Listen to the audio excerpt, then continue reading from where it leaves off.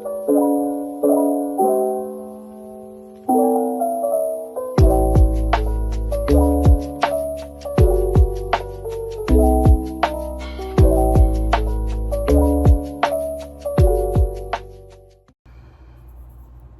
morning, you guys. Good morning, good morning, good morning, good morning.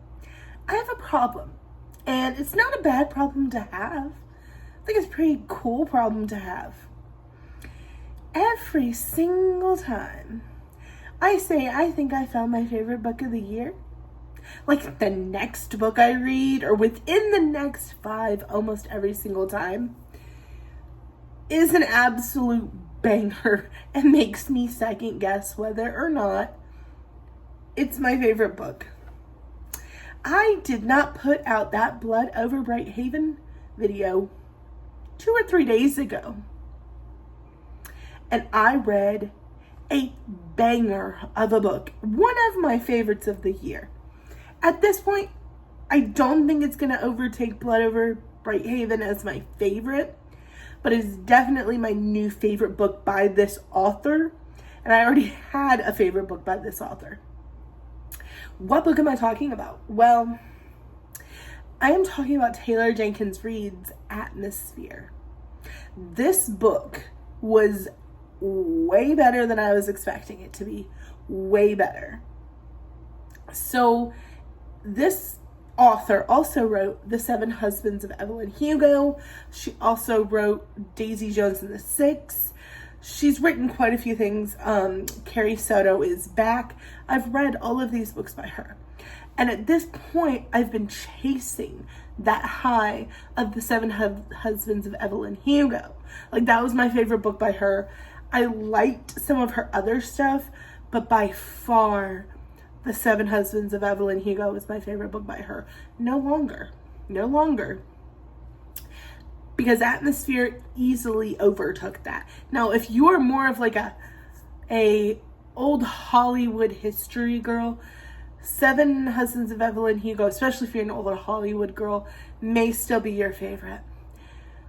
But this, I'm an 80s girl. Like, if anybody knows my music taste, it is like new prog rock with an 80s sound to it. Like, FM 84 is one of my favorite bands. I love Ollie Wilde. I love so much with that sound. Like synth wave. I don't know. It is my favorite kind of music. And so, I'm an 80s girl. I just am. Well, this book takes place during the space race of the 1980s, which speaks to me in one way. And another, it's about women in STEM. I'm a woman in STEM. It speaks to me there. And just continuous. There was a lot of things I connected with on this book. So what the book is about is you have kind of two POVs, main characters. You have Joan Goodwin, who is a scientist, and you have, oh my goodness gracious, what is, no. Vanessa Ford. I hate when it cuts off like that. It gave me every other freaking character but the other one I was looking for. Okay. So you have Joan Goodwin and Vanessa Ford are your two main characters, right? They're both in a space program. This is the 1980s. They're just letting women into space. Sally Ride, they go into, is the first woman in space. This is very shortly after, like within a year or so. So they're dealing with a lot of sexist things at work. You get to meet the like kind of 8 core people that they are in this training class with. And what I really love is the way that the book is paced. So the very beginning, something crazy happens. And you're introduced to Vanessa and you're introduced to Joan. And when this crazy thing happens, it's gut-wrenching, and they say the names of these people that it happens to, and you're like, oh fuck, that sucks, right? And so where are we going from here? And then the entire middle of this novel is told in the past, leading to this point, where obviously the ending is taking from the point that you started at. and going into the future. So this whole middle gives you the girth of who these people are, how they're interwoven and interconnected. So you know the end result kind of first, and then you get to know these people, Griffin and Hank and Lydia and Donna, and then it's just like every time you learn a new fact about these people and like them more, you have to jump in your mind back to the beginning, and you're like, fuck, this isn't going to end well. Oh, fuck, I love this character, but they're shit, right? So I actually really loved that because it made me super invested in this book. Plus, I knew something crazy was going to happen. And it doesn't give you like the end of the crazy. So I am like locked in to get to the end of this book because I gotta find out whether or not this first person lives or dies. So it was just the hook on this book was hooking, guys. Absolutely hooking. I read this book in one day. Could not put it down. And so when we start the book, Vanessa is in space on a space mission, and Joan is actually Houston down on the ground. And I highly recommend this book via Audible or audio. You can use it through Libby or whatever audiobook format you use, because the scenes where Vanessa is talking to Joan as Houston, just chef's kiss as an audio.